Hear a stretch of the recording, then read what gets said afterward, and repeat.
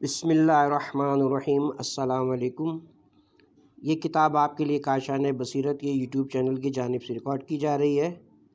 اب ہم کتاب بہشت کا پارٹ نمبر 5 پڑھیں گے، صفحہ نمبر 71۔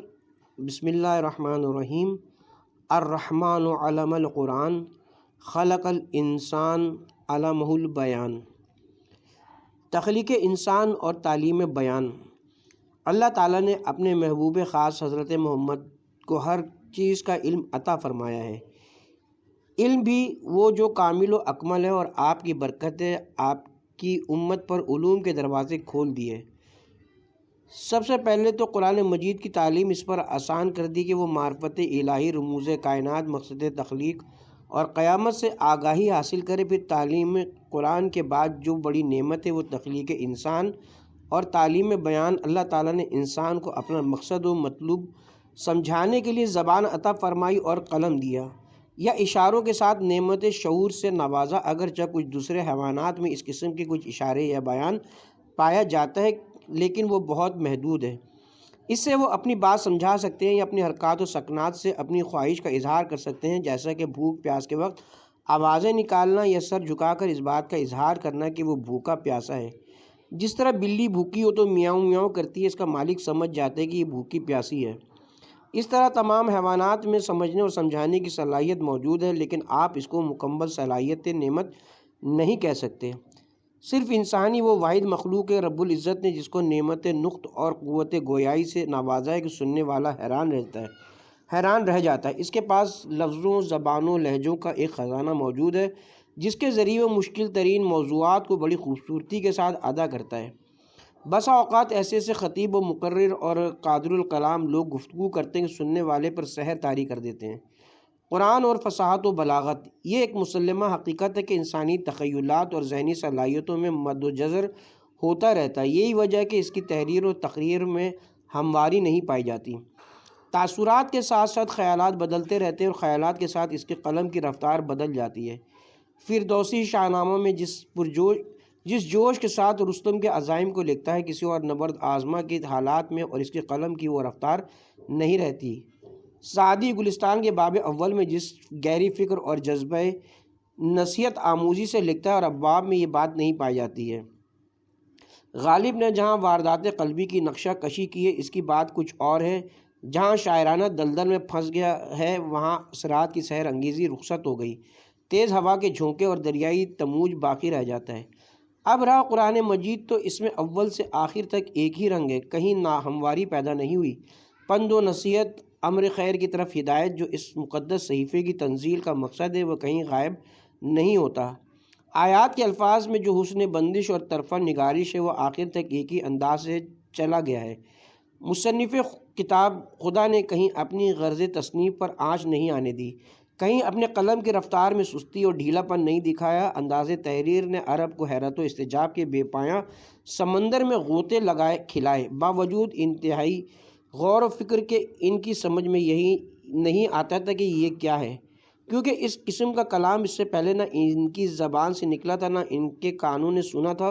وہ گھبرائے ہوئے تھے کہ اس کو کہیں تو کیا۔ اس دیوانگی میں کبھی اس کو شاعری کہتے تھے اور کبھی جادوگری، کبھی یہ کہہ کر سر جھکا لیتے تھے کہ یہ کلام بشر نہیں ہے۔ اس کے مقابل چونکہ ان کی فصاحت و بلاغت کی تلواروں کی باڑھ ماری گئی، اور شہرت و ناموری اور دعوی بے ہمتیائی کے نام جھنڈے سرنگوں ہو گئے تھے، لہٰذا اس کو اپنے کلام سے مافوق الفطرت تسلیم کرنے میں ان کے دل لرزتے تھے۔ سناد ادبائے عرب کا کیا ذکر، جب افصاح فصحا اور ابلغ البلاغہ حضرت امیر المومنین علی ابن ابی طالب علیہ السلام کا کلام موجز نظام اس کلام ملک العالم کے مقابلے میں رکھا جاتا ہے، تو وہی فرق نظر آتا ہے جو خالق و مخلوق میں ہے۔ یہی عالم احادیث رسول اور دیگر ائمہ کرام کے کلام کا ہے۔ یہی عالم احادیث رسول اور دیگر ائمہ کرام کے کلام کا ہے۔ جہاں ان حضرات کے کلام کے درمیان کوئی آیت آ جاتی ہے تو یہ معلوم ہوتا ہے کہ کندن کے زیور میں ہیرا جوڑا ہوا ہے۔ ہم اس مقام پر چند آیتیں اور ان کے محاسن بطور نمونہ پیش کرتے ہیں تاکہ پڑھنے والوں کو اس کلام رب الانعام کی خصوصیات کا کچھ تو پتہ چل جائے۔ سورہ قمر آیت نمبر 10، اپنے رب سے دعا کی میں مغلوب ہوں، میری مدد کر۔ گن کر دیکھو، اس میں زیادہ نہیں، صرف 5 لفظ ہیں۔ اب اس کا نظام بلاغت دیکھو، لیکن پہلے یہ سن لو کہ جب کسی سے دعا کی جائے تو اس کے لیے کن کن باتوں کی ضرورت ہوتی ہے۔ نمبر 1، جس سے دعا مانگی جائے اس کا پکارنا، یہاں دعا کا لفظ موجود ہے۔ نمبر 2، پھر مدد دینے والے کی رحمت و عظمت کا اقرار، اس کے لیے رب کا لفظ ہے۔ نمبر 3، مطیع کی مدح و ثنا لفظ رب سے کی گئی، یعنی اے میرے پالنے والے۔ نمبر 4، اظہار انکسار و عجز، دعا مانگنا اس کی دلیل ہے۔ نمبر 5، بیان مصیبت مغلوب سے اظہار ہے، یعنی میں بے کس و مجبور لوگوں کا ستایا ہوا تیری بارگاہ میں آیا ہوں۔ نمبر 6، عرض حاجت، میری مدد کر، اس کے لیے فانتصر کا لفظ ہے۔ نمبر 7، اختصار کلام، کیونکہ بارگاہ عظیم میں طولانی کلام گستاخی سمجھا جاتا ہے، لہذا 3 لفظوں میں عرض حال کیا گیا۔ بتائیے جواہرات جو چند نقطوں میں چھپے ہوتے ہیں، بغیر راسخون فی العلم کے بتائے کون سمجھائے، کون سمجھتا ہے؟ کشکول بہائی علیہ رحمہ میں ازمعی سے روایت ہے کہ میں نے ایک روز یہ آیت پڑھی، چور مرد و عورت کی سزا یہ کہ ان دونوں کے ہاتھ کاٹ دیے جائیں، یہ ان کی بد کرداری کی سزا ہے جو اللہ کی طرف سے عذاب ہے، اور اللہ بڑا بخشنے والا اور رحم کرنے والا ہے۔ ایک عرب میرے پاس بیٹھا تھا، اس نے پوچھا یہ کس کا کلام ہے؟ میں نے کہا کلام خدا ہے۔ اس نے کہا یہ کلام خدا نہیں ہو سکتا۔ تب میں چونکا کہ میں نے غلطی سے عزیز و حکیم کی جگہ غفور الرحیم پڑھ دیا تھا۔ اس نے کہا ہاں اب ٹھیک ہے۔ میں نے کہا تم نے کیسے سمجھ لیا کہ یہ کلام خدا نہیں ہے؟ اس نے کہا چوری کی سزا دینے کے بعد غفور الرحیم سے کیا تعلق؟ بلاغت اس کو کہتے ہیں کہ ہر کلام مقتضائے حال کے مطابق، اور فصاحت یہ کہ صاف و سلیس ہو۔ فصاحت و بلاغت کے علاوہ ایک چیز اور بھی جو کلام کا زیور کہلاتی ہے، یعنی لفظی و معنوی ثنا کا استعمال، اس کا تعلق علم بدیع سے ہے۔ صنعت جمع یعنی ایک کلام میں چند چیزوں کا جمع کر دینا۔ سورہ انفال آیت نمبر 33، خدا ان پر عذاب نہ کرے گا جب تک اے رسول تم ان میں ہو۔ اس میں چند کلمات، ان میں چند نکات ایک جگہ جمع ہیں۔ اول یہ کہ وہ مستحق عذاب ہے تاکہ حرکات ناشائستہ سے باز رہیں، دوسرے عذاب دینے پر اپنی قدرت، تیسرے پیغمبر کی فضیلت کے ان کا وجود باعث امن ہے۔ وما ارسلناک الا رحمۃ للعالمین، اول اپنے غنا یعنی بے پرواہی کا اظہار کیا تو ارسال پیغمبر محض ازراہ رحمت ہے، نہ کسی نفع کی وجہ، نہ دوسرے اس کا اظہار ہے کہ پیغمبر کو ہم نے بھیجا ہے، تیسرے پیغمبر کا وجود اہل عالم کے لیے باعث رحمت، چوتھے آپ کی بعثت لوگوں کے لیے باعث رحمت نہ صرف عرب کے لیے، پانچویں آپ کی پیغمبری باعث نزول رحمت ہے۔ اب لفظی اعتبار سے دیکھ لیجئے، وہ مجھے کھلاتا پلاتا ہے اور جب بیمار ہوتا ہوں تو وہ شفا دیتا ہے۔ یسقین اور یشفین میں تنجیز سے خطی سے صرف لفظوں کا فرق ہے، پھر صحت و مرض کا مقابلہ ہے۔ یہاں ابرار کے مقابل فجار اور نعیم کے مقابل جہیم ہے۔ ہم نے بطور نمونہ چند باتیں ذکر کر دی ہیں، ورنہ ایسی بے شمار صنعتیں ہیں۔ زبان و حرف کی ادائیگی کیا بہترین تخلیق ہے۔ زبان اگرچہ گوشت کا چھوٹا سا ٹکڑا ہے، لیکن اللہ تعالیٰ کی ذات اقدس نے اسے عجیب و غریب صلاحیت عطا فرمائی ہے۔ عربی کے 28 حروف، فارسی کے 32 حروف اس کے زیر اثر رہتے ہیں۔ حروف حلقی 6 ہیں، عین، ہا، حمزہ، ہا و خا۔ عین انسان جب بھی جہاں بھی زبان کے ذریعے ان حروف کو استعمال میں لاتا ہے، اس سے کئی الفاظ عبارتیں بنتی ہیں۔ عربی ہو یا فارسی یا کوئی اور زبان، ان کے حروف سے الفاظ اور جمع تشکیل پاتے ہیں۔ ہر انسان اپنی اپنی علمی صلاحیت کے مطابق الفاظ کو ذہن میں لاتا ہے اور ذہن زبان کو منتقل کرتا ہے۔ زبان الفاظ کو انتہائی خوبصورت لباس پہنا کر سامع سننے والے کے سامنے پیش کرتی ہے۔ اس زبان کی برکت سے افراد معاشرہ اپنی ضروریات سے آگاہ ہوتے ہیں۔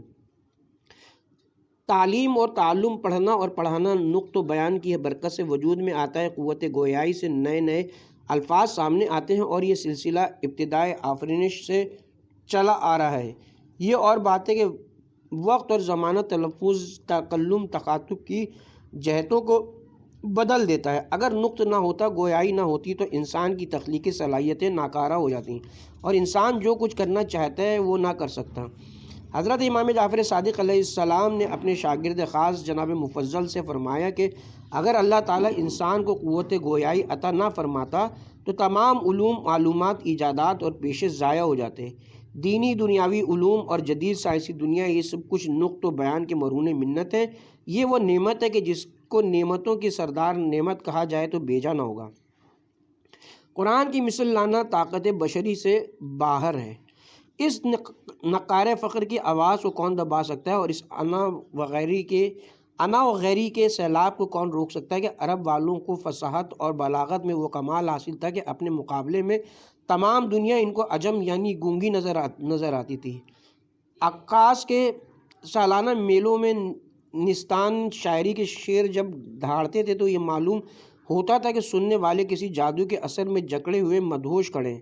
ایک ایک شعر فصاحت و بلاغت کا وہ مستحکم قلعہ تھا جس کی کوئی اینٹ جگہ سے نہیں ہٹا سکتا تھا۔ کیا کہنا ہے ان کی شیریں کلامی کا، ایک ایک لفظ سے رس ٹپکتا تھا۔ معاشقہ ہو یا حماسہ، نسبی فخر ہو یا مہمان نوازی، ہر منزل ان کے قدموں کو بوسے دیتی تھی، اور انشا پردازی ان کے ہر ایک لفظ کی چمک پر پروانہ وار نثار تھی۔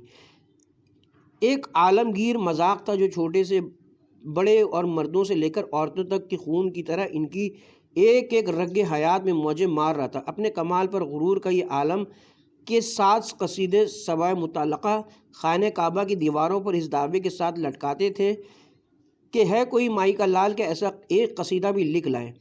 سالہ سال گزرتے چلے جاتے تھے مگر اس طلسم و شربہ کا ایک گوشہ کسی سے نہ ٹوٹا۔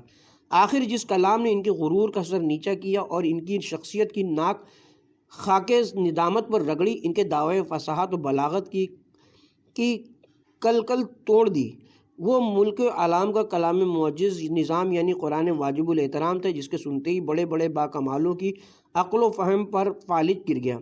سمجھ ہی میں نہیں آتا تھا کہ اسے شاعری کہیں، جادو کہیں یا از قسم کہانیت کوئی صنف سخن قرار دیں۔ قرآن آیا اور بڑے تمطراق سے آیا، بڑی آن بان سے آیا۔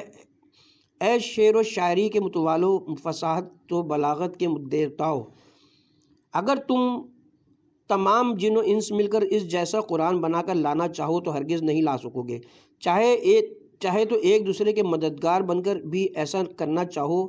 انتظار کی گھڑیاں تو دن بنے اور دن مہینے برسوں میں تبدیل ہوئے مگر منکروں کی طرف سے کوئی جواب نہ آیا۔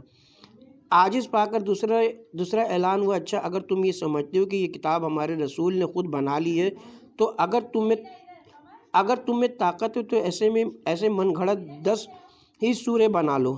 منکروں نے بغلے بجائیں لو، اب تو بار ہلکا ہو گیا اپنے فصاحت و بلاغت کے سرتاجوں سے کہ کس پینک میں ہو، اب تو کافی وزن کم ہو گیا، اٹھو اور عرب کے کمال کی لاج رکھ لو۔ وعدے ہوئے اور بڑے تاؤ دار ہوئے لیکن سب کو سانپ سونگھ گئی، بات جہاں تھی وہیں رہی۔ قرآن نے پھر اعلان کیا، اچھا اگر 10 سورے ممکن نہیں تو ایک ہی سورہ بنا لاؤ۔ جو کچھ ہم نے اپنے بندے پر نازل کیا ہے اگر اس کے کلام خدا ہونے میں شک ہے تو سب مل کر ایک ہی سورہ بنا لاؤ۔ اس اعلان کے بعد تو منکروں کی بھانچیں کھل گئیں اور اچھلنے کودنے لگے، لو اب بات ہی کیا رہ گئی ہے، مسئلہ تو چٹکی بجاتے حل ہو جائے گا۔ ہمارے فصحاء ایسے گئے گزرے تو نہیں ہے کہ ایک سورے کی مثال بھی بنا کر نہ لا سکیں۔ دوسرا حج آیا تو اس زمانے کے 4 نامور فصیح البیان جن کی مقادر الکلامی کے ڈنکے سارے ملک میں بج رہے تھے وہاں آئے۔ ابن ابی العجوہ، ابو شاکر دیسائی، ابن مقنع، عبد الملک مصری، ساری قوم نے ان کو آ کر گھیر لیا، ہر طرف سے لان تان کی بوچھاڑ ہوئی۔ تمہیں اب تک کس خواب خرگوش کی طرح آسانیوں پر آسانیاں دی جا رہی ہیں اور تمہارے کان پر جوں نہیں رینگتی۔ اگر بے حسی کا یہی عالم رہا تو پھر ہماری ناک کٹ گئی۔ عکاس کے میلوں پر تو بڑی بڑی ڈینگیں مارتے ہو، خم ٹھوک کر آتے ہو کہ ہے کوئی مائی کا لال کہ ہمارے مقابلے میں آئے، اور یہاں تمہاری غیرت و حمیت پر ایسے پتھر پڑے ہیں کہ سال بھر تک چاروں نے وعدہ کیا کہ اگلے سال جب ہم آئیں گے تو اس دعوے قرآنی کی تردید لے کر آئیں گے۔ سال بھر تک چاروں اپنی دماغی صلاحیتوں کا تیل ٹپکاتے رہے اور فصاحت و بلاغت کی رگ رگ سے پسینہ نچوڑتے رہے۔ لیکن ایک آیت کا جواب نہ بن پڑا۔ اگلے سال جب اداس چہرے لیے ہوئے پھر حج کرنے آئے تو چاروں نے بیک زبان کہ ہمارا فیصلہ ہی کہ ما ھذا کلام البشر، یہ آدمی کا کلام نہیں۔ یہ سن کر تمام قوم پر مردنی چھا گئی اور ایک دوسرے کا منہ تکنے لگے۔ دل اور مغز دو اہم نعمتیں ہیں۔ قابل ذکر بات یہ ہے کہ نعمت بیان تمام اعضاء و جوارح سمیت دل اور مغز سے گہرا تعلق رکھتی ہے۔ اگر دل پکڑا جائے تو زبان چپ ہو جاتی ہے یا لکنت میں مبتلا ہوتی ہے۔ اگر مغز پر چوٹ لگ جائے تو پورا جسم کو متاثر کر سکتی ہے۔ بسا اوقات ایسا بھی ہوا ہے کہ مغز کے متاثر ہونے کی وجہ سے زبان کی قوت گویائی بالکل چلی جاتی ہے۔ اس کے علاوہ نطق کا باطنی قوتوں سے بھی بہت زیادہ گہرا رابطہ ہے، وہ ہے قوت حافظہ۔ اگر حافظہ درست نہ ہو تو انسان الفاظ کو یاد نہیں رکھ سکتا۔ مثال کے طور پر یہ بات کرنے وقت اسے یاد ہی نہیں رہتا کہ وہ کہے تو کیا کہے، کیونکہ معنی و الفاظ سے خزانہ خالی جو ہو چکا ہوتا ہے۔ اگر قوت حافظہ نہ ہو تو خطیب ممبر پر تقریر کیسے کر سکے گا؟ اگر انسان کا حافظہ صحیح نہ ہو تو قلم کار لکھ کیا سکے گا؟ ایک کاتب اور خطاط شخص الف اور بے بھی نہ لکھ سکے گا۔ خدا نخواستہ یہ نعمت چلی جائے تو ہم سب بیکار ہو جائیں گے۔ اللہ تعالیٰ نے انسان کو اس ترتیب سے پیدا کیا کہ وہ بولے، مطالب کو یاد رکھ سکے، اس کے لیے حافظہ تخلیق فرما دیا۔ گویا موڑ پر آ کر تمام چیزوں کا انحصار قوت حافظہ پر آ کر رک جاتا ہے۔ لہٰذا حافظے کی بہت بڑی نعمت ہے۔ اس کی برکت سے انسان علم حاصل کرتا ہے، اسے محفوظ رکھتا ہے، دوسروں کو پڑھاتا ہے اور اسی کی وجہ سے وہ تخلیقی صلاحیتوں کو بروئے کار لاتا ہے۔ ایک لحاظ سے عقل بہت بڑی نعمت ہے، اسے اعضاء کا بادشاہ بھی کہا گیا ہے۔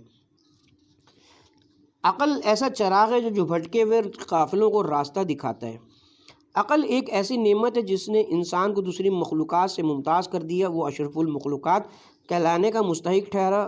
بے شک عقل ایسی دولت ہے جس کے مقابلے میں مادی دولت بے حیثیت نظر آتی ہے۔ عقل ایسی قوت ہے جو بڑے بڑے لشکروں کا مقابلہ کر سکتی ہے۔ عقل ایک ایسا ہتھیار ہے جس سے ملکوں کو فتح کیا جا سکتا ہے۔ عقل ایسا چراغ ہے جو بھٹکے ہوئے قافلوں کو راہ دکھاتا ہے۔ اسی کے ذریعے سے انسان علم و دانش کو حاصل کرتا ہے۔ جب علوم کی فراوانی ہو جاتی ہے تو معاشرہ انسانی ترقی و خوشحالی کی راہ پر گامزن ہو جاتا ہے۔ اگر آدمی عقل جیسی نعمت سے سرفراز نہ کیا جاتا تو دنیا اتنی حسین اور زندگی اس قدر جاذبہ نظر نہ آتی۔ گویا زیست کے لمحوں کو رعنائیوں سے ہمکنار کرنے والی عقل ہی ہے۔ آج کے تیز رفتار دور میں علوم و فنون کی حکمرانی سے ذہنی تحریک اور فکری ارتقاء کی بہتات عقل و دانش کی علامتیں ہیں۔ عقل مند انسان وہ ہے جو ہر لمحہ اپنی معلومات میں اضافہ کرنے کی کوشش کرتا ہے۔ اس کے مقابلے میں بے وقوف ہمیشہ خود کو اچھا کہلوانے کی صحیح کرتا رہتا ہے۔ اگر اس سے کوئی چیز پوچھی جائے تو خاموشی کو ترجیح دیتا ہے، لیکن ہوشیار انسان ایک بار کوئی دریافت کر کے ہمیشہ کی پشیمانی سے آزاد ہو جاتا ہے۔ ایک اور مفکر کہتا ہے، ایک بار راستہ بھٹکنے سے ایک بار پوچھ لینا زیادہ بہتر ہے۔ ایسی ہی ایک اور ضرب المثل ہے، جو شخص پوچھنے سے ڈرتا ہے وہ ہمیشہ اپنی لا علمی پر شرمندہ رہتا ہے۔ اس لیے کہا جاتا ہے کہ تجربہ کار اور واقف کار لوگوں کی صحبت میں بیٹھنا کتابوں کے مطالعے سے زیادہ اہم ہے۔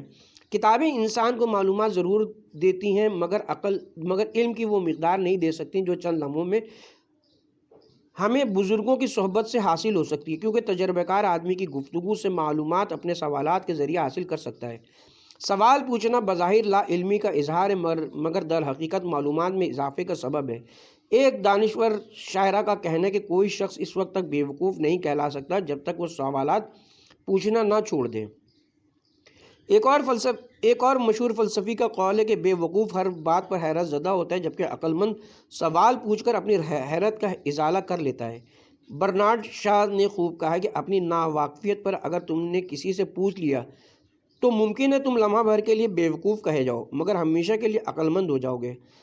مسٹر شاہی کا قول ہے کہ اگر ایک لمحہ ناواقفیت کا اظہار ہمیں مستقبل کے طویل عرصے کے لیے بمقابلہ اس کے کہ ایک لمحے کے لیے عقل مند کہلانے کے ہمیشہ کے لیے احمق کہلائے جائیں۔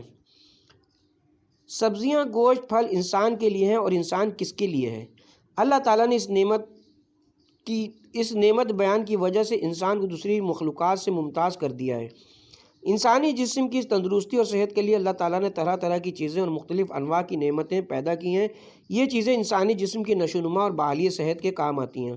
آپ سبزیوں، ترکاریوں اور گوشت وغیرہ کو لیجئے، اسی طرح گندم، پھل وغیرہ بھی حیات انسانی کی بقا اور صحت و سلامتی کے لیے بہت ضروری ہیں۔ یہ سب چیزیں خوراک کے زمرے میں آتی ہیں اور خوراک انسان کے لیے بہت ضروری ہے۔ ان تمام چیزوں کی زبان نہیں ہے، لیکن تمام موجودات کی طرح خداوند قدوس کی تسبیح کرتی ہیں۔ کھجور کو دیکھ لیجئے، اس کی زبان تو نہیں ہے، لیکن اس کی خواہش اور آرزو ہوتی ہے کہ وہ مومن کے بدن کا حصہ بنے، کہ وہ اللہ تعالیٰ کی تسبیح کرے۔ درختوں کی خواہش یہ ہوتی ہے کہ اللہ کے بندوں پر سایہ کریں اور ان سے وہ استفادہ کریں۔ حیوانات کی آرزو یہ ہوتی ہے کہ ان کی جان اور گوشت بندگان خدا کے کام آئے۔ ان تمام مشیہ کو اپنی اپنی ڈیوٹی کا پتہ ہے اور اس چیز کا انہیں احساس بھی ہوتا ہے، لیکن افسوس ہے اس انسان پر جو سب کچھ رکھتے اور نعمات الہی استعمال کرتے ہوئے بھی اللہ کا شکر ادا نہیں کرتا اور اپنی زبان، عقل، فکر اور قلم کو خداوند کریم کی مرضی کے خلاف استعمال کرتا ہے۔ عرض کرنے کا مقصد یہ کہ انسان سب سے پہلے اپنے آپ کو پہچانے، اپنے خالق حقیقی کی معرفت حاصل کرے۔ جب عقل کے ذریعے حقیقت کی جستجو کر لے تو کہے لا الہ الا اللہ، اپنی زبان سے یا کریمو یا رحیمو کا ورد کرے۔ اگر اپنی غلطی دیکھے یا شکر کی کمی محسوس کرے تو کہے یا شکورو یا غفار۔ نظام قدرت، روح زمین پر جہاں نظام حیات پایا جاتا ہے، ہوا کا اس میں بڑا دخل ہے۔ اگر یہ نہ ہو تو سارا کارخانہ ٹھپ ہو کر رہ جائے۔ یہی ہوا بادل بناتی ہے اور ان کو ہر طرف اڑاتی ہے۔ بادلوں سے جب زمین پر مینا برستا ہے تو سوکھی زمین جہاں سبزے کا نام نہ تھا یکا یک لہلہا اٹھتی ہے۔ کھیتوں میں پودے جھومنے لگتے ہیں۔ پس یہ طریقہ ہوگا قیامت میں مردوں کے زمین سے نکلنے کا۔ قدرت نے ایک چھوٹی سی مثال سے کتنے بڑے مسئلے کو سمجھا دیا۔ غلے کے ایک دانے کو ہاتھ پر رکھ کر کہا دیکھو کیا اس کے اندر کوئی پودا چھپا ہوا نظر آتا ہے؟ ہرگز نہیں۔ زمین میں دبانے کے بعد جب اس پر مینا برستا ہے تو وہ چھوٹا سا دانہ اپنے اندر سے وہی پودا نکالنا شروع کر دیتا ہے جس کا وہ دانہ تھا۔ جہاں جہاں اس کے اجزاء تھے سمٹ کر آ گئے اور رفتہ رفتہ وہ پورا پودا بن کر کھڑا ہو گیا۔ پہلے پودے کے اجزاء جس کا دانہ تھا خدا جانے کہاں بکھرے پڑے تھے، جو پھر اکٹھے ہو گئے۔ اجزاء اصلیہ چھپے ہوئے تھے، انہوں نے اپنے اجزاء زائدہ کو اپنی طرف کھینچ لیا۔ اسی طرح جب انسان کی موت واقع ہوتی تھی، اس کے اجزاء اصلیہ اس کے جسم سے کھینچ لیے جاتے ہیں۔ اجزاء زائدہ گل سڑ کر خاک ہو جاتے ہیں۔ قیامت میں جب خزانہ قدرت سے نکال کر اجزاء اصلیہ رکھ دیے جائیں گے تو اس کے اجزاء زائدہ اس سے مل کر وہی شکل پیدا کر دیں گے جو مرتے وقت تھی۔ یہی تو خدا کی قدرت کا کمال ہے۔ حضرت امام زین العابدین علیہ السلام کی ایک دعا۔ حضرت امام زین العابدین علیہ السلام دعائے مکارم اخلاق میں عرض کرتے ہیں کہ بار الہ، اگر شیطان چاہے کہ میری زبان سے ناسزا کلمات جاری ہوں یا کسی مومن بھائی کی غیبت کروں تو اس سے میری حفاظت فرما۔ میری زبان کو اپنے ذکر و شکر میں مصروف رکھ۔ بار الہ، تو نے مجھے آنکھیں دی ہیں، کان دی ہیں، زبان عطا فرمائی ہے۔ میں تمام نعمتوں پر تیرا شکر ادا کرتا ہوں۔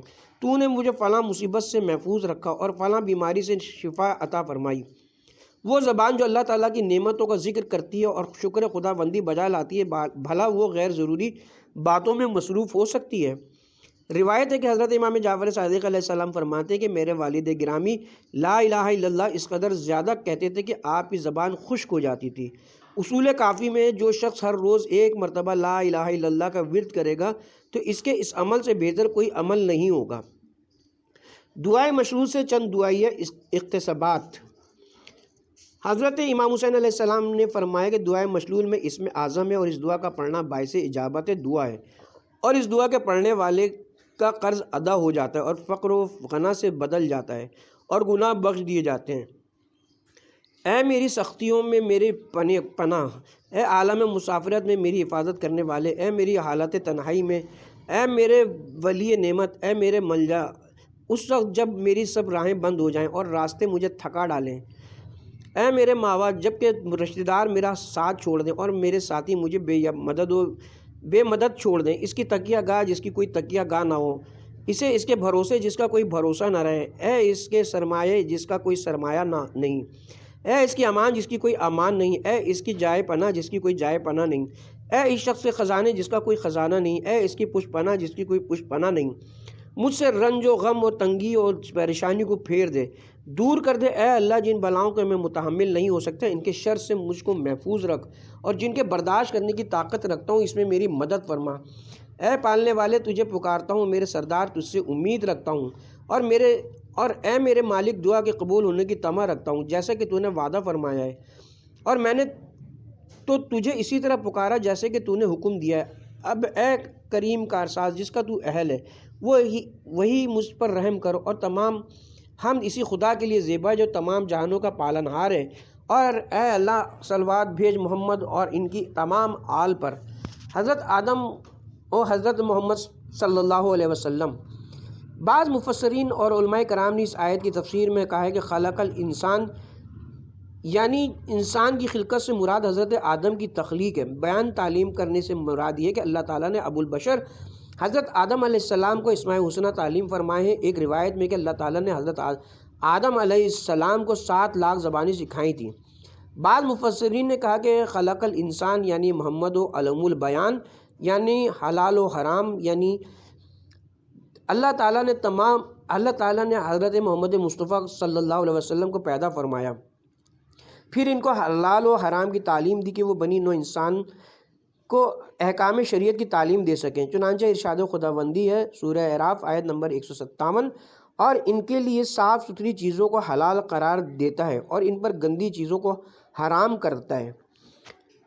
تمام علوم علی کو دے دیے۔ بعض مفسرین نے کہا کہ خلق الانسان یعنی علی ابن ابی طالب، وہ علم البیان یعنی بیان کل شیء، اللہ تعالیٰ نے علی کو خلق فرمایا اور انہیں ہر چیز کا علم عطا فرما دیا، جیسا کہ سورہ یاسین میں ارشاد خداوندی ہے، یعنی اور ہم نے ہر چیز کا علم احاطہ کیا ہے روشن مرتبے والے امام میں۔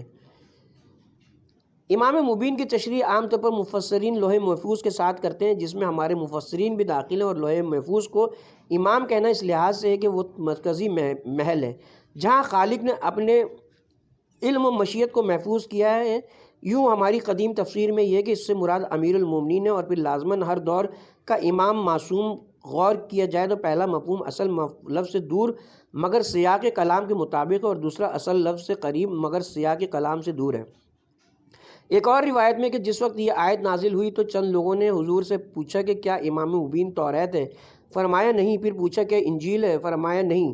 اتنے میں حضرت علی سامنے سے نمودار ہوئے تو فرمایا یہ امام مبین ہے، اولین و آخرین اور ہر چیز کا علم، اور پوری کائنات کی تمام تر معلومات اور تمام تر علوم سینہ علی میں سمندر کی مانند موجزن ہے۔ اسی طرح آپ کے 11 فرزندوں کے پاس بھی ہر چیز کا علم ہے، وہ سب امام معصوم ہے، اللہ تعالیٰ نے انہیں بھی اس علم لدنی کی نعمت سے مالا مال کر دیا ہے۔ اس لیے قرآن کو قرآن صامت اور آل محمد کو قرآن ناطق کہا گیا ہے۔ علمی حیثیت مولانا فروغ کاظمی تاریخ اسلام میں لکھتے ہیں کہ امام شافعی ابن عباس سے روایت کرتے ہیں کہ علم و حکمت کے 10 درجوں میں سے 9 حضرت علی علیہ السلام کو ملے ہیں، اور 10ویں درجے میں تمام دنیا کے علماء ہیں، اور اس میں بھی حضرت علی علیہ السلام کو اولیت و فوقیت حاصل ہے۔ ابو الفائدہ کا بیان ہے کہ حضرت علی علیہ السلام تمام علوموں سے زیادہ انہیں حدیث و قرآن کا علم تھا، تمام عالموں سے زیادہ انہیں حدیث و قرآن کا علم تھا۔ خود رسول اکرم صلی اللہ علیہ وسلم نے بھی حضرت علی کے علمی مدارج پہ بار بار روشنی ڈالی ہے۔ کبھی آپ نے فرمایا انا مدینۃ العلم و علی و بابہا، اور کبھی آپ نے ارشاد فرمایا حضرت علی نے بھی اپنے بارے میں بتایا کہ علمی نقطہ نظر سے میرا رتبہ کیا ہے۔ چنانچہ ایک مقام پر فرمایا کہ رسول اللہ نے مجھے علم کے 1000 باب تعلیم فرمائے، اور میں نے ہر باب سے 10,000 باب پیدا کیے ہیں۔ ایک مقام پر ارشاد فرمایا کہ رسول اللہ نے مجھے علم اس طرح بھرا ہے جیسے کبوتر اپنے بچوں کو دانہ بھراتا ہے۔ ایک مقام پر فرمایا جو پوچھنا چاہو وہ میری زندگی میں مجھ سے پوچھ لو، ورنہ پھر تمہیں علمی معاملات سے بہرہ مند کرنے والا کوئی نہیں ملے گا۔ ایک مقام پر فرمایا آسمان کے بارے میں مجھ سے پوچھو، زمین کے راستوں سے زیادہ مجھے آسمانی راستوں کا علم ہے۔ ایک موقع پر فرمایا اگر میرے لیے مسند قضا بچھا دی جائے تو میں توریت والوں کا توریت سے، انجیل والوں کا انجیل سے، زبور والوں کا زبور سے، اور قرآن والوں کا قرآن سے فیصلہ کر دوں گا۔ ایک موقع پر فرمایا کہ خدا کی قسم مجھے علم ہے کہ قرآن کی کون سی آیت کہاں نازل ہوئی ہے، اور میں یہ بھی جانتا ہوں کہ دن میں کون سی آیت نازل ہوئی ہے، رات میں کون سی آیت اتری، کون سی خشکی میں نازل ہوئی اور کون سی تری میں۔ علماء کا بیان ہے کہ ابن عباس نے ایک رات حضرت علی علیہ السلام سے یہ خواہش ظاہر کی کہ بسم اللہ کی تفسیر بیان فرمائیں۔ چنانچہ آپ نے پوری رات تفسیر بیان کی اور جب صبح ہو گئی تو فرمایا اے ابن عباس، میں بسم اللہ کی تفسیر اتنی بیان کر سکتا ہوں کہ اس کی تحریر 70 اونٹوں پر بار ہو جائے۔ بس مختصر یہ سمجھ لو کہ جو قرآن میں ہے وہ سورہ حمد میں، جو سورہ حمد میں وہ بسم اللہ الرحمن الرحیم میں، اور جو بسم اللہ الرحمن الرحیم میں ہے وہ بائے بسم اللہ میں، اور جو بائے بسم اللہ میں ہے وہ اس نقطے میں ہے اور وہ بے کا نیچے دیا جاتا ہے، اور اے ابن عباس وہ نقطہ میں ہوں۔ علامہ شیخ سلمان قندوزی لکھتے ہیں کہ بسم اللہ کی تفسیر سن کر ابن عباس نے کہا خدا کی قسم میرا اور تمام صحابہ کا علم علی کے علم کے مقابلے میں اس طرح ہے جیسے 7 سمندروں کے مقابلے میں پانی کا ایک قطرہ۔ سرکار دو عالم نے ارشاد فرمایا جو شخص آدم کو ان کے علم کے ساتھ، نوح کو ان کے فہم کے ساتھ، ابراہیم کو ان کے حلم کے ساتھ، یحییٰ کو ان کے زہد کے ساتھ اور موسیٰ کو ان کی معصیت کے ساتھ دیکھنا چاہیے، اسے چاہیے کہ علی کو دیکھے۔ خدا رحمان نے قرآن مجید تعلیم فرمایا، اسی نے انسان کو پیدا کیا اور اسی نے اس کو بیان کرنا سکھایا۔ مولانا مقبول احمد دہلوی لکھتے ہیں الرحمن علم القرآن تفسیر صافی میں کہ یہ سورت چونکہ بہت سی دنیاوی و اخروی نعمتوں کا ذکر لیے ہوئے اس لیے اس کا آغاز لفظ الرحمن سے کیا گیا، اور جو نعمتیں زیادہ بزرگ اور زیادہ عزت والی ان کو مقدم رکھا ہے، اور وہ تعلیم قرآن ہے کہ وہ دین کی بنیاد بھی اور شریعت کا منشا بھی اور سب سے بڑی وحی بھی اور تمام کتابوں میں سب سے زیادہ معزز بھی، اس اعتبار سے بھی کہ خود وہ معجزہ ہے، اور اس اعتبار سے بھی کہ پہلی کل کتابوں کا اس میں ذکر آ گیا ہے، اور اس اعتبار سے بھی کہ اپنی ذات کی بھی تصدیق کرنے والی ہے اور پہلی کل کتابوں کی بھی۔ خلق الانسان علمہ البیان تفسیر صافی میں کیا تعلیم القرآن کے بعد اپنی دوسری نعمت خلقیت انسان بیان فرمائی، اور یہ کہ انسان کو اور تمام حیوانوں کے مقابلے میں امتیاز عطا کیا گیا ہے کہ اس کے دل میں جو کچھ ہو اس کو بیان کر سکتا ہے، اور جو کچھ خود سمجھ گیا ہے دوسروں کو بھی سمجھا سکتا ہے۔ تفسیر مجموع البیان میں حضرت جناب امام جعفر صادق علیہ السلام سے منقول ہے کہ البیان وہ اسم اعظم ہے جس کے ذریعے سے ہر چیز کا علم ہوا۔ تفسیر صافی میں جناب امام رضا علیہ السلام سے منقول ہے کہ الرحمن علم القرآن کا یہ مطلب ہے کہ خدا تعالیٰ نے قرآن کی تعلیم دی۔ عرض کیا گیا کہ علم البیان کا کیا مطلب ہے؟ فرمایا یہ الانسان جناب امیر المومنین ہے۔ عرض کیا گیا کہ علم البیان کا کیا مطلب ہے؟ فرمایا اس کا مطلب ہے کہ خدا تعالیٰ نے ان کو ہر اس چیز کا علم عطا فرمایا جس کی انسانیت کو ضرورت ہوا کرتی ہے۔ مولانا سید امداد حسین کاظمی صاحب قبلہ لکھتے ہیں الانسان تفسیر البرہان جلد نمبر 2 صفحہ نمبر 1068 پر امام رضا علیہ السلام سے منقول ہے کہ اس آیت میں الانسان سے مراد حضرت علی ابن ابی طالب علیہ السلام ہے۔ انہیں ان کل چیزوں کا بیان تعلیم کیا گیا جن کی طرف لوگوں کو احتیاج ہوتی ہے۔ علامہ حسین بخش جاڑا صاحب قبلہ لکھتے ہیں کہ الرحمن یہ مستقل آیت ہے کیونکہ مبدا محذوف کی خبر سے اصل میں تھا۔ اللہ الرحمن یعنی اللہ رحمان ہے، اور یہ نام سوائے اللہ کے کسی پر نہیں بولا جا سکتا۔ خلق الانسان اس جگہ انسان کے معنی میں 4 اقوال ہیں۔ نمبر 1 حضرت آدم مراد لیں، اور تعلیم بیان سے تمام بولیوں کا علم مراد ہے۔ حضرت امام جعفر صادق علیہ السلام سے روایت ہے کہ تعلیم بیان سے مراد وہ اسم اعظم ہے جس کی بدولت تمام چیزوں کا علم حاصل ہو جاتا ہے۔ نمبر 2 انسان اسم جنس ہے اور اس سے مراد تمام انسان ہے، اور تعلیم بیان سے مراد ہے کہ اس نے ان کو اظہار مافل ضمیر کے لیے افہام و تفہیم کے طریقے یعنی بولنا اور لکھنا وغیرہ تعلیم فرمائے کہ وہ سمجھ بھی سکتا ہے اور سمجھا بھی سکتا ہے۔ نمبر 3 انسان سے مراد حضرت رسالت مآب کی ذات بابرکت ہے کہ اللہ نے ان کو بیان عطا فرمایا۔ نمبر 4 تفسیر برہان میں امام علی رضا علیہ السلام سے منقول ہے کہ اس جگہ انسان سے مراد حضرت علی علیہ السلام ہے کہ خداوند کریم نے ان کو تمام ضروریات انسانیہ کا علم عطا فرمایا۔ اور حضرت امام جعفر صادق علیہ السلام سے روایت ہے کہ سورہ رحمان سب کی سب ہمارے حق میں نازل ہوئی۔ علامہ ظفر حسن امروہی صاحب قبلہ نے تفسیر القرآن میں لکھا ہے کہ سب سے پہلے اس سورہ میں لفظ رحمان ہے، جس سے معلوم ہوا کہ جو کچھ بیان ہو رہا ہے اس کی رحمت کے تحت ہو رہا ہے، چونکہ اپنے بندوں کی ہدایت کرنا خدا کا فرض ہے اور بندوں پر اس کی رحمت لفظ رحمان سے سورہ کا آغاز کیا ہے۔ مفسرین عامہ نے لکھا ہے کہ علم القرآن سے مراد یہ ہے کہ اللہ نے اپنے بندوں کو اپنے انبیاء کے ذریعے سے قرآن کی تعلیم دی، پھر انسان کو پیدا کیا، اس کی تعلیم کا پہلے بندوبست کر دیا، پھر اسے بیان کرنا سکھا دیا۔ اس تفسیر میں ہمارے نزدیک کوئی وزن نہیں کیونکہ ترتیب میں کلام غلط ہو جاتی ہے۔ خلقت انسان کا ذکر پہلے ہونا چاہیے، تعلیم کا بعد میں۔ معاملہ برعکس ہے۔ اس سے معلوم ہوتا ہے کہ انسان سے مراد عام انسان نہیں بلکہ وہ انسان ہے جس کی تعلیم وجود انسان میں آنے سے پہلے ہو چکی تھی، وہ سوائے ذات سرور کائنات کے دوسرا کوئی نہیں ہے۔ چونکہ حضور خدا کے ہاں تعلیم حاصل کیے ہوئے تھے، لہٰذا ان کی تعلیم اس عالم مادی میں آنے سے پہلے ہو چکی تھی۔ یہاں اگر جب نزول قرآن ہوا تب بیان کرنے کا طریقہ بتایا گیا۔ یہیں سے معلوم ہوا کہ رسول جاہل پیدا نہیں ہوئے تھے۔ جن لوگوں نے امی کے معنی جاہل لیے انہوں نے غلطی کی ہے۔ اس کا ثبوت حضور دنیا میں آنے سے پہلے عالم قرآن تھے۔ آپ کی یہ حدیث ہے کہ میں اس وقت نبی تھا جب آدم آب و گل میں تھے۔ ظاہر ہے کہ ایک نبی جاہل نہیں ہو سکتا۔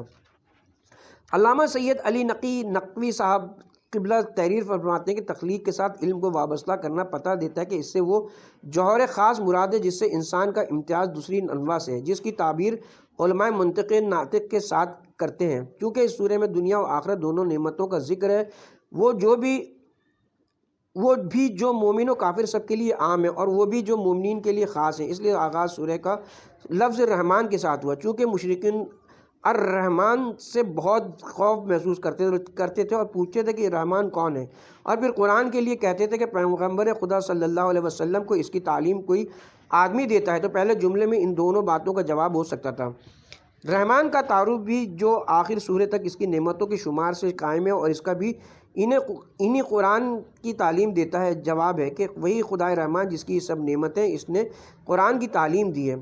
رحمان کے لفظ کے ساتھ تعلیم قرآن کا تذکرہ یہ تصور پیدا کرتا ہے کہ علت غایہ کی خصوصیت یہ ہوتی ہے کہ وہ وجود خارجی میں مؤخر ہوتا ہے مگر وجود ذہنی میں مقدم ہوتی ہے۔ تو خلقت انسانی کی بے شمار منزلیں طے کرنے کے بعد اگرچہ ظاہر میں وہ رسول آیا جسے قرآن عطا ہوا مگر خالق کے ہمہ گیر فیض کا مرکز ہے۔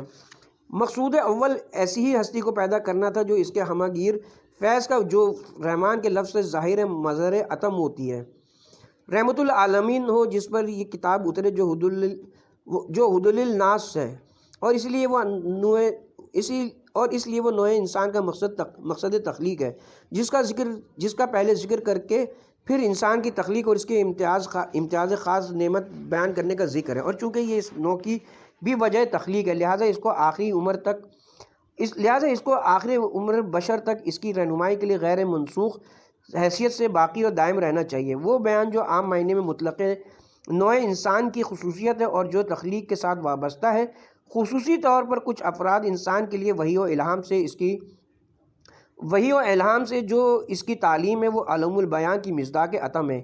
اس بنا پر ایک تصویر کے لحاظ سے تو الانسان سے مراد یہی معصوم ہستیاں ہیں، اور وہ ان افراد کے لیے سرمہ چشم ہے جو معصومین کو انسان کہنے کے روادار نہیں ہیں۔ در صورت کے نوع سے متعلق لیا جائے اور بیان سے مراد وہ جوہر امتیازی لیا جائے جس کی تعبیر منطق میں ناطق کے لفظ سے کی گئی ہے، مگر اس ناطق کی تشریح کیا ہے؟ حالانکہ قرآن سے ثابت ہے کہ حیوانات کی بولیاں بھی ان کا ایک طرح کا نقط ہے جس سے اظہار مطالب ہوتا ہے۔ جس طرح حضرت داؤد اور سلیمان دونوں کے لیے علماء نے منطق الطیر ہمیں طائروں کی گفتگو کا دیا گیا، اور حدود طائر اور پھر چونٹی سے حضرت سلیمان کی گفتگو کی صراحت ہے، پھر یہ نقط کیا ہے جو انسان سے مخصوص ہے۔ منطق کے مورث اعلیٰ ارسطو چونکہ اپنے فلسفی معقولات کی دنیا کے اسیر تھے، لہٰذا انہوں نے ناطق کے معنی مدرک الکلیات یا فارسی میں دریا بندہ معقولات کے قرار دیے، مگر اہل دین کی زبان میں جو چیز ہے وہ نظری طور پر امتیاز حق و باطل اور علمی حیثیت سے امتیاز حلال و حرام ہے۔ اس لیے دینی حلقے کے قدیم مفسرین کی تعبیرات اس محور پر گردش کرتی ہیں، لہٰذا قطادہ کی جو کئی روایتیں ان میں سے ایک ہے اسے دنیا اور آخرت کی وضاحت کا علم دیا اور اپنے حلال و حرام کو بیان کیا۔ دوسری روایت میں الدنیا والآخرت، تیسری میں ہے اس کے لیے خیر و شر نمایاں ہوا اور جسے اختیار کرے اور جسے ترک کرے۔ مفسر طبری نے ان سب کی ہمہ گیر انداز میں اس طرح وضاحت کی ہے۔ اللہ نے انسان کو تعلیم دی ان باتوں کی جن کی اسے ضرورت ہے، اپنے دین اور دنیا کے امور میں سے خواہ وہ امتیاز حلال و حرام ہو، بسر زندگی کے طریقے اور اظہار خیال اور جو کچھ اس سے ضرورت ہے، اس لیے کہ خالق نے اس اعلان میں کہ اس نے بیان کی تعلیم دی، کسی ایک چیز کا امتیازی طور پر مخصوص نہیں کیا ہے۔ بلکہ عام طور پر کہا ہے کہ اسے بیان کی تعلیم دی۔ ہاں، عام طور پر تعلیم عطائے قوت کے طور پر ہوتی ہے جو باخلاق و مدارج رونما ہوتی ہے، اور کچھ امتیازی ہستیوں کے لیے تعلیم عطائے فعالیت کی صورت سے ہوتی ہے جس کے ذریعے سے دوسروں کی رہنمائی ہو۔ خدا کی نعمتوں کا آغاز۔ تفسیر نمونہ میں لکھا ہے کہ چونکہ سورہ خدائے عظیم کی عطا کی ہوئی نعمتوں کا بیان کرتا ہے، اس لیے رحمان کے اس مقدس نام سے شروع ہوتا ہے۔ اس کی رحمت واسعہ کی رمز ہے۔ اگر اس میں رحمانیت کی صفت نہ ہوتی تو بلا امتیاز دوست و دشمن وہ اس قسم کے خوان نعمت نہ بچھاتا۔ اسی لیے فرماتا ہے خداوند رحمان نے الرحمن قرآن کی تعلیم دی، علم القرآن۔ پروردگار عالم اس طرح سب سے پہلے اپنی اہم ترین نعمت یعنی تعلیم قرآن کو بیان کرتا ہے۔ یہ بہت ہی پرکشش اور پرمعنی تعبیر ہے۔ اگر ہم صحیح فکر سے کام لیں تو ہمیں معلوم ہو جائے کہ قرآن مجید تمام نعمتوں کا سر چشمہ ہے اور ہر نعمت تک پہنچنے کا ذریعہ بھی۔ ہم اس کے ذریعے مادی اور معنوی نعمتوں سے استفادہ کر سکتے ہیں۔ وہ چیز جو بہت زیادہ قابل توجہ ہے وہ یہ کہ پروردگار عالم تعلیم قرآن کی نعمت کے بیان خلقت انسان اور تعلیم البیان ان دونوں سے پہلے بیان فرماتا ہے، حالانکہ ترتیب طبعی کے لحاظ سے پہلے خلقت انسان کا، پھر تعلیم بیان کا اور پھر تعلیم قرآن کی نعمت کا ذکر ہونا چاہیے تھا۔ لیکن عظمت قرآن کا یہ تقاضا تھا کہ ترتیب طبعی کے برخلاف سب سے پہلے تعلیم قرآن کو موضوع کی گفتگو بنائی۔ یہ آیت مشرکین عرب کے جواب کے طور پر ہے۔ جب پیغمبر اسلام نے مشرکین سے کہا کہ خدائے رحمان کو سجدہ کرے تو انہوں نے یہ بہانہ بنایا کہ وما الرحمن، رحمان کیا ہے؟ سورہ فرقان آیت نمبر 60۔ قرآن کہتا ہے خداوند رحمان ہے جس نے قرآن کی تعلیم دی، انسان کو پیدا کی اور پھر اسے بیان کی تعلیم دی۔ بہرکیف رحمان کا نام پروردگار عالم کے تمام ناموں کے مقابلے میں اللہ کے بعد سب سے زیادہ مفہوم کا حامل ہے۔ ہمیں معلوم ہے کہ خدا دو قسم کی رحمتوں کا مالک ہے، ایک رحمت عام، دوسری رحمت خاص۔ رحمان کا نام اس رحمت عالم کی طرف اشارہ ہے کہ جو اہل ایمان و اطاعت کے حال پر ہے اور صرف ان کے لیے مخصوص ہے۔ اس وجہ سے رحمان کے نام کا اطلاق کبھی غیر خدا پر نہیں ہوتا، سوائے اس صورت کے کہ وہ لفظ عبد کے ساتھ ہو۔ لیکن رحیم کی صفت دوسروں کے لیے بھی بولی جا سکتی ہے کیونکہ اس کے علاوہ کوئی بھی رحمت عامہ کا مالک نہیں ہے۔ جہاں تک رحمت خاص کا تعلق ہے تو وہ کمزور شکل ہی میں صحیح لیکن انسانوں اور دوسرے موجودات میں پائی جاتی ہے۔ امام جعفر صادق علیہ السلام کی ایک حدیث ہے کہ رحمان ایک خاص اسم ہے جو صفت عمومیت رکھتا ہے، یعنی ایسا نام ہے کہ خدا کے ساتھ مخصوص ہے لیکن اس کی رحمت سب کے شامل حال ہے۔ رحیم ایک عام اسم ہے لیکن خاص صفت کے ساتھ۔ یہ ایک ایسی صفت ہے کہ جو خدا اور غیر خدا دونوں کے لیے استعمال ہوتی ہے، جیسا کہ قرآن مجید نے پیغمبر اسلام کو رؤوف الرحیم کہا ہے، سورہ توبہ آیت نمبر 128۔ لیکن یہ رحمت مخصوص و معین ہے۔ یہ سوال ہے کہ خدا نے قرآن کی تعلیم کسے دی؟ مفسرین نے اس کی مختلف قسم کی تفسیریں کی ہیں، کبھی تمام انسانوں کو حتیٰ کہ جنات کو بھی، چونکہ یہ سورہ جن و انس پر ہونے والی خدا کی نعمتوں کو بیان کرتا ہے، اس لیے 21 مرتبہ ان نعمتوں کے مباحث پیش کرنے کے بعد جن و انس سے سوال کرتا ہے کہ تم اپنے پروردگار کی کس کس نعمت کو جھٹلاؤ گے۔ سب سے مناسب یہی تفسیر ہے کہ خدا نے اپنے عظیم پیغمبر حضرت محمد مصطفیٰ صلی اللہ علیہ وسلم کے ذریعے جن و انسان کو قرآن کی تعلیم دی۔ قرآن کی بے مثال نعمت کے تذکرے کے بعد اہم ترین نعمت کو پیش کرتے ہوئے فرماتا ہے خلق الانسان، انسان کو پیدا کیا۔ یہاں انسان سے مراد نوع انسان ہے، نہ کہ حضرت آدم، کیونکہ چند آیتوں کے بعد ان کے بارے میں علیحدہ گفتگو کرتا ہے۔ اس سے مراد پیغمبر اسلام بھی نہیں ہے، اگرچہ حضرت اس کے بہترین اور عمدہ ترین مصداق ہیں۔ دوسری نعمت جو نعمت بیان ہے اور جس کا ذکر اس کے بعد ہے وہ بھی اس امر کی شاہد ہے کہ الانسان سے مراد عالم نوع انسانی ہے۔ باقی دوسری تفسیریں صحیح نظر نہیں آتی۔ حقیقت جو واقعہ ہے کہ انسان ایک عجیب مجموعہ عالم ہستی بھی ہے اور خلاصہ موجودات بھی، ایسا عالم اصغر کے جس میں عالم اکبر موجود ہے۔ اس کی خلقت ایک بے نظیر و بے مثل نعمت ہے، اس لیے اس کا وجود کا ہر جز بجائے خود ایک بہت بڑی نعمت ہے۔ اگرچہ اپنے وجود کے آغاز میں وہ ایک بے قیمت نقطہ ہے، یا زیادہ صحیح لفظوں میں ایک حقیر سا وجود ہے کہ جو اس غلیظ پانی میں تیرتا ہے، لیکن پروردگار عالم کے ربوبیت کے سائے میں وہ اپنی تکمیل کے مراحل اس طرح طے کرتا ہے کہ عالم خلقت کے شریف ترین مقام پر ارتقا پذیر ہو جاتا ہے۔ قرآن کے بعد انسان کے نام کا ذکر بھی قابل غور ہے کیونکہ قرآن تدوینی صورت میں اسرار ہستی کا مجموعہ ہے اور انسان تکوینی صورت میں ان اسرار کا خلاصہ ہے، اور ان میں سے ہر ایک وسیع و عظیم ہر ایک اس وسیع و عظیم عالم کا ایک نسخہ کتاب ہے۔ بعد والی آیت خلقت انسان کی نعمت کے بعد ایک اہم ترین نعمت کی طرف اشارہ کرتے ہوئے مزید کہتی ہے علمہ البیان، خدا نے اسے بیان کی تعلیم دی۔ بیان لغوی مفہوم کے اعتبار سے ایک وسیع معنی رکھتا ہے اور یہ ہر چیز کے لیے بولا جا سکتا ہے جو دوسری چیز کے مبین اور واضح و اشکار ہونے والی ہو۔ اس بنا پر نہ صرف نقط اور سخن کے مقابلے کے معنوں میں ہے، بلکہ اس سے مراد کتابت، تحریر اور انواع و اقسام کی عقلی و منطقی استدلال بھی ہیں جو مختلف اور پیچیدہ مسائل کے واضح کرنے والے ہیں۔ وہ سب کے سب بیان کے مفہوم میں داخل ہیں۔ اگرچہ معنی کے اس مجموعے کی طرف اشارہ کرنے والی چیز وہی بات کرنا ہے، ہم کو عادت ہے کہ ہم بات کرنے کو ایک سادہ سی بات سمجھتے ہیں، لیکن حقیقت یہ کہ بات کرنا انسانی اعمال میں سے ایک پیچیدہ ترین اور خوب ترین عمل ہے۔ بلکہ یہ کہا جا سکتا ہے کہ کوئی کام بھی ایسی پیچیدگی اور ذہانت پر مبنی نہیں ہے جتنا کہ بات کرنا، اور وہ اس لیے کہ ایک طرف مختلف قسم کی آوازیں نکالنے کے لیے آواز سے متعلق رکھنے والے کل پرزے ایک دوسرے سے تعاون کرتے ہیں۔ پھیپھڑے ہوا کو اپنے اندر جمع کر کے اسے بتدریج نرخلا سے باہر بھیجتے ہیں اور آواز سے تعلق رکھنے والے تاروں میں آواز پیدا کر دیتے ہیں۔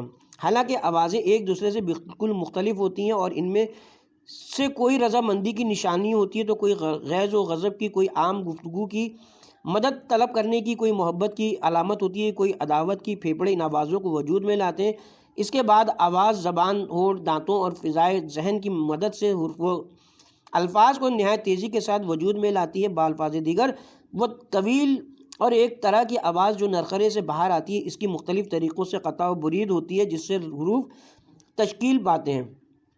دوسری طرف نعمتوں کی تشکیل کا مسئلہ درپیش ہوتا ہے۔ انسان فکری ترقی کے زیر اثر اپنی مادی و معنوی ضرورتوں کے ماتحت مختلف قسم کی زبانیں بناتا ہے۔ اس کی زبان سازی کی کوئی حد مقرر نہیں ہے۔ دنیا میں موجود زبانوں کی تعداد اس قدر زیادہ ہے کہ صحیح طور پر ان کو شمار بھی نہیں کیا جا سکتا۔ پھر یہ بھی ہے کہ زمانے کے گزرنے کے ساتھ ساتھ نئی زبانوں اور لغتیں بتدریج تشکیل پاتی رہتی ہیں۔ بعض محققین کے نزدیک دنیا میں رائج زبانوں کی تعداد 3000 کے قریب ہے اور بعض کے نزدیک زبانوں کی تعداد اس سے بھی زیادہ ہے۔ محسوس ہوتا ہے کہ ان حضرات کا مقصد یہ تھا کہ وہ صرف بنیادی اور اصولی زبانوں کو شمار کریں، ورنہ اگر مقامی بولیوں پر بھی نظر کی جائے تو زبانوں کی تعداد کہیں زیادہ نظر آتی ہے۔ بعض اوقات قریب واقع دو دیہاتوں کے باشندے مختلف مقامی بولیوں میں ایک دوسرے سے بات کرتے ہیں۔ سوم عقل و فکر کے مطابق احساسات کے بیانات اور استقلال و جملہ سازی کی تنظیم کا وہ مسئلہ آتا ہے کہ جو زبان اور نطق کی روح ہے۔ یہی وجہ ہے کہ گفتگو انسان سے وابستہ ہے۔ یہ ٹھیک ہے کہ مختلف قسم کے جانور اپنی ضرورتوں کو سمجھانے کے لیے مختلف قسم کی آوازیں نکالتے ہیں، لیکن ان آوازوں کی تعداد بہت ہی کم اور غیر واضح ہے، جبکہ غیر محدود اور وسیع شکل کا جو بیان ہے وہ انسانی کے اختیار میں ہے، کیونکہ خدا نے گفتگو کرنے کی قدرت زیادہ تر اسی کو بخشی ہے۔ اس سے آگے بڑھیں تو یہ نظر آتا ہے کہ اگر ہم بیان کی نقوش اور اس کے اثرات انسانی زندگی کے بتدریج ارتقاء اور تمدنوں